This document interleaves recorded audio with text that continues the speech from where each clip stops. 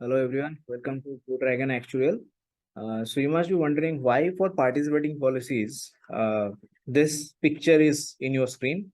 Why I have written in the Google image, I have searched for partner and everything is kind of written like the images that you are seeing is partner. So today's question, as you have seen in the title itself, is why a insurance company sell participating product? And this is one of my favorite interview question to ask to to those people who have kind of worked on participating business. And the usual answer that I get, which is usually the typical answer that is kind of given by the paper actuaries because they have studied this in their paper, is for participating product the premium is higher, because if the insurer take more premium, they can return those premium by paying bonuses, and that's why they sell participating product, because they would get higher premium. Right, that's the usual answer. And I think the person now usual response for me for this kind of answer would be, so I just ask them, if you are you yourself confident that this is the answer, just for the premium you are going to kind of sell the return, you are going to sell participating product. And also, when you know that in participating product, the profit that you are making, the surplus that you are making, 90% of that belong to the policyholder. That is a regulation. It is called distribution of surplus regulation. One can Google IRDA distribution of surplus, just a one page or a half a page regulation. Distribution of surplus 2002, basically it is a 2002 regulation. So obviously that answer is not correct, because suppose you are getting, by even by that logic, you are getting 110 rupees instead of say 80 rupees that you have got normally in non-participating business.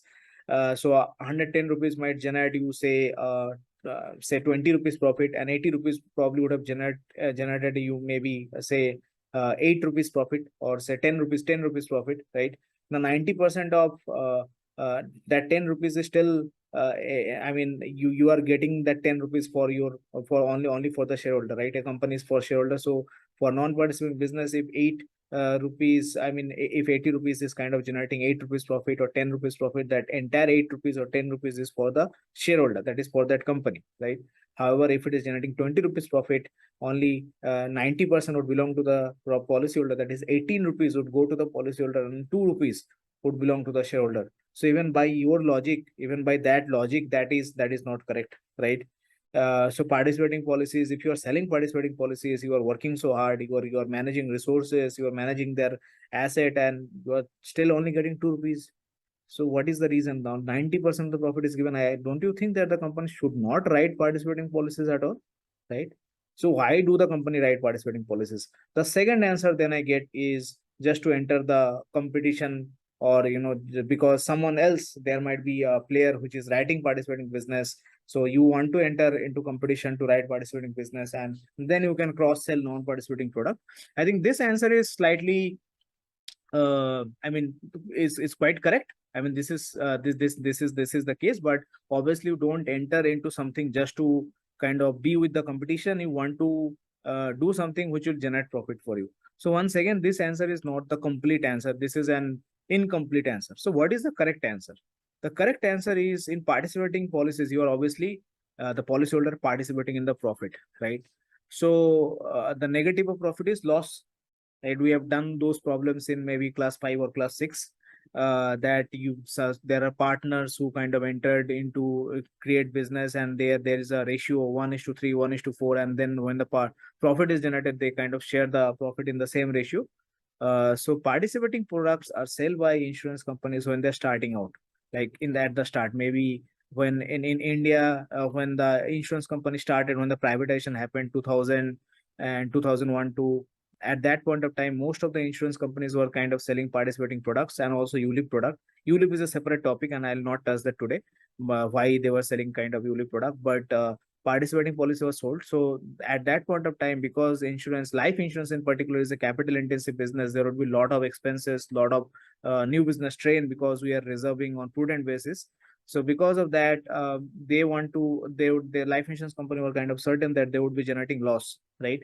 However, suppose they are generating 100 rupees loss. Now, in this case, because of that logic, 90% of the loss would belong to the participating policyholder, and only 10% of the loss would belong to the insurer. So the balance sheet would look good, and maybe it would be better or it will be easier for the insurance company to break even. Maybe in the next 5 years or 6 years, they would be able to break even. And those who did not have this logic, those insurance companies are still not able to break even. They are probably merged with other companies. So after a point of time, maybe when the insurance companies is doing well, or when there is a lot of business being generated, when there is a brand name, then there is no point for the insurer to kind of sell participating product, because uh, the whatever profit you are be generating, because now right now your underwriting is fixed, you have a good reinsurer, your retention level is probably much higher right now, you want to capture most of the business, and you have a brand name, you are generating money for your own. Why do you want to give profit to the policyholder, to someone else, right? You are doing all the hard work. So participating product are sell at the initial phase of the insurer just to give away the losses, so that your balance sheet would look good. Also, there is another reason that you can put some expense in the participating. So suppose in if you have seen my GN6 or the participating, so I've not done a GN6 video actually, but in guidance note 6 of IAI, which I'll cover. So in that case, you'll see that a certain amount of expense which are belonging to the participating policyholder can be kind of attributed to the participating policyholder. Now, that expense allocation is kind of a pragmatic process. It's not a scientific process. Like there is no fixed rule to do that. So suppose your total expense is say 150 rupees, you can say, okay, 80 rupees belong to the participating policyholder and 70 rupees belong to the non-participating policyholder. You can increase that. Obviously, there would be regulatory audit if you have done something incorrectly or if something is unfair. But you can do that. So that means initially you have more expenses, right? You can allocate that expense to the participating fund, and there is more chance of making loss because you are just starting, you are new. So that loss is also allocated to the participating fund. Because of this two reason, insurers sell participating policies at the initial phase, but if they continue to sell participating policies at a later point of time when they are new, then that's a problem. That is not a logical thing to do. And the insurance company probably don't understand insurance business then. So that's why that is the reason for participating business. I hope now you know the answer. Please share this video. So because I can tell you 99.99% people, I think only one person has probably replied to this question correctly in my entire actual career in all the interviews that I've taken. So please share this video so that people would know. And this is something that you will gain from experience.